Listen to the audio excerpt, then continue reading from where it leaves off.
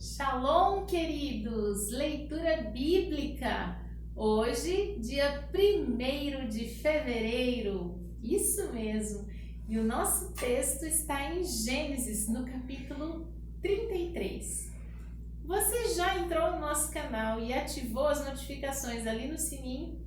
Inscreveu-se? Pois faça isso. Comente os nossos vídeos e não esqueça de compartilhar com as pessoas que você ama. Combinado? Vamos lá? Gênesis, capítulo 33. Levantou Jacó os seus olhos e olhou, e eis que vinha Esaú e 400 homens com ele. Então repartiu os filhos entre Léia e Raquel e as duas servas. E pôs as servas e seus filhos na frente, a Léia e seus filhos atrás, porém Raquel e José os derradeiros. E ele mesmo passou adiante deles e inclinou-se à terra 7 vezes, até que chegou a seu irmão. Então Esaú correu-lhe ao encontro e abraçou-o, lançou-se sobre o seu pescoço e beijou, e choraram. Depois levantou os seus olhos e viu as mulheres e os meninos e disse: Quem são estes contigo? E ele disse: Os filhos que Deus graciosamente tem dado a teu servo. Então chegaram as servas, elas e os seus filhos, e inclinaram-se. Chegou também Léia com seus filhos e inclinaram-se. Depois chegaram José e Raquel e inclinaram-se. E disse Esaú: De que te serve todo este bando que tenho encontrado? E ele disse: Para achar graça aos teus olhos, meu senhor. Mas Esaú respondeu: Eu tenho bastante, meu irmão. Seja para ti os teus bens. Então disse Jacó: Não, se agora tenho achado graça aos teus olhos, peço-te que tomes o meu presente da minha mão, porquanto tenho visto o teu rosto, como se tivesse visto o rosto de Deus, e tomaste contentamento em mim. Toma, peço-te, a minha bênção que te foi trazida, porque Deus graciosamente me tem dado, e porque tenho de tudo. E instou com ele até que a tomou. E disse: Caminhemos e andemos, e partirei adiante de ti. Porém ele lhe disse: Meu senhor, sabe que estes filhos são tenros, e que tenho comigo ovelhas e vacas de leite. Se as afadigarem, somente um dia, todo o rebanho morrerá. Ora, passe o meu senhor adiante da face de seu servo, e eu irei como guia pouco a pouco, conforme o passo do gado que está diante da minha face, e conforme o passo dos meninos, até que chegue ao Senhor em Seir. Esaú disse: Deixarei logo contigo esta gente que está comigo. Ele disse: Para que isso? Basta que eu ache graça aos seus olhos, meu senhor. Assim tornou Esaú naquele dia pelo seu caminho a Seir. Jacó, porém, partiu para Sucote e edificou para si uma casa, fez cabanas para o seu gado. Por isso chamou o nome daquele lugar Sucote. E chegou Jacó salvo à cidade de Siquém, que está na terra de Canaã, quando vinha de Padã-Arã, e fez o seu assento diante da cidade. Comprou uma parte do campo em que estendera a sua tenda, da mão dos filhos de Amor, pai de Siquém, por 100 peças de dinheiro. E levantou ali um altar, e chamou-lhe Deus, o Deus de Israel. Evangelho de Marcos, capítulo de número 4. Outra vez começou a ensinar junto ao mar, e ajuntou-se a ele grande multidão, de sorte que ele entrou e assentou-se num barco sobre o mar. E toda a multidão estava em terra junto ao mar. E ensinava-lhes muitas coisas por parábolas, e lhes dizia na sua doutrina: Ouvi, eis que saiu o semeador a semear. Aconteceu que, semeando ele, uma parte da semente caiu junto ao caminho. Vieram as aves do céu e a comeram. A outra caiu sobre pedregais, onde não havia muita terra, e nasceu logo, porque não tinha terra profunda. Mas saindo o sol, queimou-se, e porque não tinha raiz, secou-se. Outra caiu entre espinhos, e crescendo os espinhos a sufocaram, não deram fruto. E outra caiu em boa terra e deu fruto, que vingou e cresceu, e produziu 30, outros 60 e outros 100. E disse-lhes: quem tem ouvidos para ouvir, que ouça. E quando se achou só, os que estavam junto dele com os 12 interrogaram-no acerca da parábola. A ele disse-lhes: a vós vos é dado saber os mistérios do reino de Deus, mas aos que estão de fora, todas essas coisas se dizem por parábolas, para que vendo, vejam e não percebam, e ouvindo, ouçam e não entendam, para que se convertam e lhes sejam perdoados os pecados. E disse-lhes: não percebeis esta parábola? Como, pois, entendereis todas as parábolas? O que semeia, semeia a palavra. Os que estão junto ao caminho são aqueles em quem a palavra é semeada. Mas, tendo eles a ouvido, vem logo Satanás e tira a palavra que foi semeada no coração deles. E da mesma sorte, os que recebem a semente sobre pedregais, que ouvindo a palavra, logo com prazer a recebem, mas não têm raiz em si mesmos. Antes, são temporãos. Depois, sobrevindo tribulação ou perseguição por causa da palavra, logo se escandalizam. Os outros são os que recebem a semente entre espinhos, as quais ouvem a palavra, mas os cuidados deste mundo, os enganos das riquezas e as ambições de outras coisas, entrando, sufocam a palavra e fica infrutífera. E os que recebem a semente em boa terra são os que ouvem a palavra e a recebem e dão fruto, um a 30, outro a 60 e outro a 100 por um. E disse-lhes: vem porventura a candeia para ser posta debaixo do cesto ou debaixo da cama? Não vem, antes para ser colocada no velador, porque não há em nada encoberto que não haja de ser manifesto, e nada se faz para ficar oculto, mas para ser descoberto. Se alguém tem ouvidos para ouvir, que ouça. E disse-lhes: atendei ao que ides ouvir. Com a medida com que medirdes, vos medirão a vós. Ser-vos-á ainda acrescentada. Porque ao que tem, ser-lhe-á dado, e ao que não tem, até o que tem lhe será tirado.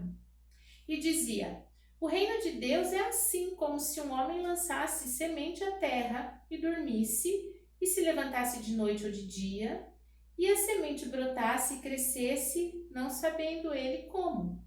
Porque a terra por si mesma frutifica. Primeiro a erva, depois a espiga, e por último o grão cheio na espiga. E quando já o fruto se mostra, mete-lhe logo a foice, porque é chegada a ceifa. E dizia: que semelharemos ao reino de Deus? Ou com que parábola o representaremos?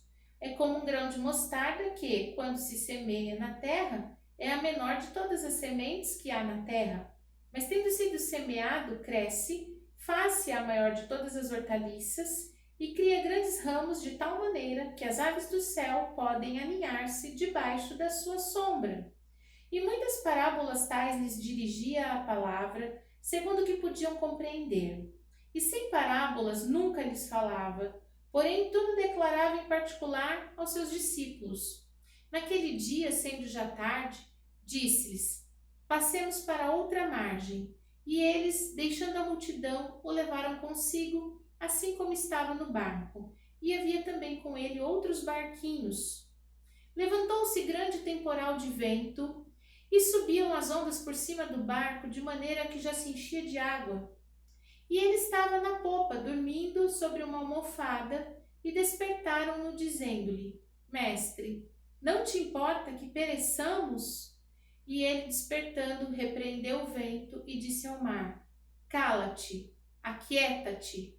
E o vento se aquietou, e houve grande bonança. E disse-lhes: Por que sois tão tímidos? Ainda não tendes fé? E sentiram um grande temor e diziam uns aos outros: Mas quem é este, que até o vento e o mar lhe obedecem? Velho Testamento, finalizando o livro de Esther, capítulo 9 e 10.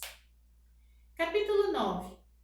E no mês 12º, que é o mês de Adar, no dia 13 do mesmo mês em que chegou a palavra do rei e a sua ordem para se executar, no dia em que os inimigos dos judeus esperavam assenhorar-se deles, sucedeu o contrário, porque os judeus foram os que se assenhoraram dos seus aborrecedores. Porque os judeus nas suas cidades e em todas as províncias do rei Assuero se ajuntaram para pôr as mãos sobre aqueles que procuravam o seu mal, e nenhum podiam resistir-lhes, porque o seu terror caiu sobre todos aqueles povos. E todos os maiorais das províncias, e os sátrapas, e os governadores, e os que faziam a obra do rei auxiliavam os judeus, porque tinha caído sobre eles o temor de Mardoqueu.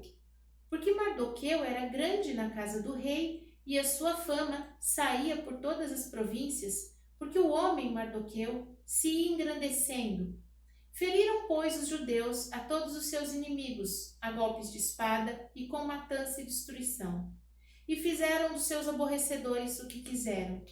Na fortaleza de Suzã, mataram e destruíram os judeus 500 homens, como também Parsadata, Dalfon, Aspata, Porata, Adalia, Ariata, Farmasata, Arizai, Aridai, Vaizata, os 10 filhos de Amã, filho de Amedata, inimigo dos judeus, foram mortos, porém os despojos não estenderam a sua mão. No mesmo dia veio perante o rei o número dos mortos na fortaleza de Suzã. E disse o rei à rainha Ester: na fortaleza de Suzã mataram e destruíram os judeus 500 homens e os 10 filhos de Amã nas províncias do rei, e o que mais fariam? Qual é, pois, a tua petição? E dar-se-te-á. Qual é ainda o teu requerimento? E far-se-á. Então disse Ester: se bem parecer ao rei, conceda-se também amanhã aos judeus que se acham em Suzã que façam conforme o mandado de hoje, e que enforquem os 10 filhos de Amã numa forca. Então disse o rei que assim se fizesse, e publicou-se um edito em Suzã, e enforcaram os 10 filhos de Amã, e reuniram-se os judeus que se achavam em Suzã, também no dia 14 do mês de Adar, e mataram em Suzã 300 homens, porém aos despojos não estenderam a sua mão. Também os demais judeus que se achavam nas províncias do rei se reuniram para se porem em defesa de sua vida, e tiveram repouso dos seus inimigos. Mataram todos os aborrecedores, 75.000. Porém, o despojo não estenderam a sua mão. Sucedeu isso no dia 13 do mês de Adar, e repousaram no dia 14 do mesmo mês. Fizeram daquele dia um banquete e com alegria. Também os judeus que se achavam em Suzã se ajuntaram nos dias 13 e 14 do mesmo, e repousaram no dia 15 do mesmo, e fizeram daquele dia banquetes com alegria. Também os judeus das aldeias que habitavam nas vilas fizeram do dia 14 do mês de Adar, dia de alegria e de banquete de folguedo, e de mandarem presentes uns aos outros. E Mardoqueu escreveu essas coisas e enviou cartas a todos os judeus que se achavam em todas as províncias do rei Assuero, as de perto e as de longe, ordenando-lhes que se guardassem o dia 14 do mês de Adar e o dia 15 do mesmo, todos os anos, como os dias em que os judeus tiveram repouso dos seus inimigos, e o mês que se lhe mudou tristeza em alegria e luto em folguedo, para que se fizessem dias de banquete e de alegria, e de mandarem presentes uns aos outros e dádivas aos pobres. E se encarregaram os judeus de fazerem o que já tinha começado, como também o que Mardoqueu lhes tinha escrito, porque Amã, filho de Amedata, o Agagita, inimigo de todos os judeus, tinha intentado destruir os judeus e tinha lançado isto é, a sorte para os assolar e destruir. Mas vindo isso perante o rei, mandou ele por cartas que seu mau intento, que se intentara contra os judeus, se tornasse sobre a sua cabeça, pelo que o enforcaram a ele e aos filhos numa forca.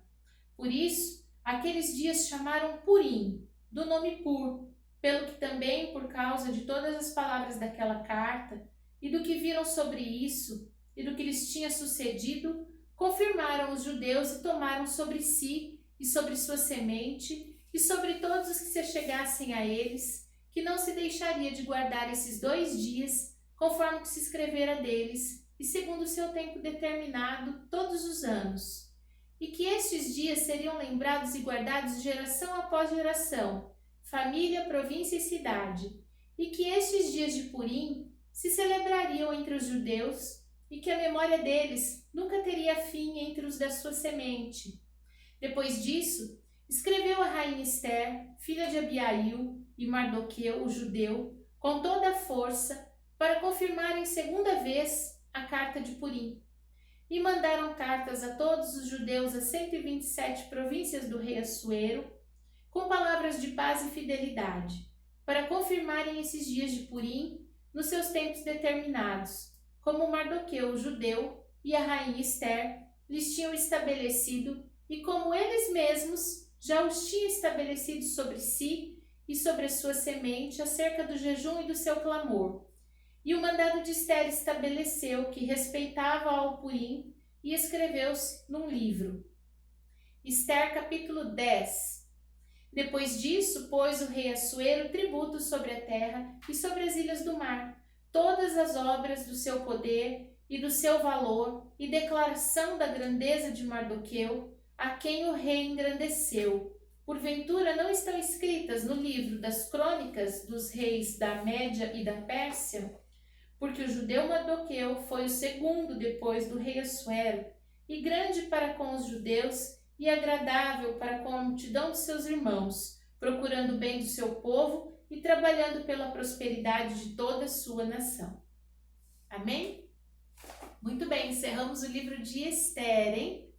Olha só, no capítulo 33 de Gênesis, então, nós vimos que quem é marcado por uma bênção amadurece, cresce, né? Nós percebemos isso no comportamento de Jacó e de Esaú quando se encontraram, o que mostra que Esaú também prosperou, também amadureceu e cresceu, né? E em Marcos, no capítulo 4, Jesus mostra o seu poder no momento em que a fé do homem falha.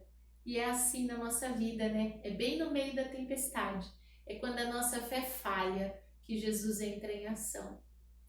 E Ester, capítulo 9 e 10, nós temos aqui, nesse final, uma conclusão, né?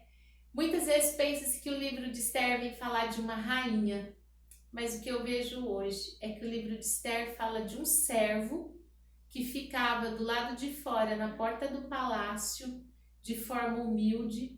Esse homem foi humilhado, perseguido, jurado de morte, mas ele alcançou um lugar de honra porque ele não se corrompeu. Ele não negociou os seus princípios. O tempo todo ele se manteve firme. E aí ele passou a ser o segundo homem mais importante depois do rei. Que o Senhor possa nos abençoar com integridade que leva ao caminho da honra. Vamos orar? Pai, em nome de Jesus, nós te damos graças pelo teu amor, bondade e misericórdia. Neste dia, Pai, clamamos que o Senhor nos ensine, Pai, nos ensine a crescer e amadurecer através das tuas bênçãos, que elas sirvam para nos fazer pessoas melhores, Pai, e que no momento em que a nossa fé falhar, Jesus possa operar de forma forte e gloriosa, mostrando sinais e prodígios nas nossas vidas. E que também, Senhor, nós permanecemos firmes em tudo aquilo que o Senhor projetou para nós, não negociando os princípios, não negociando de maneira nenhuma os teus propósitos, a tua lei, os teus mandamentos. É o que nós te pedimos, em nome de Jesus. Amém. Shalom!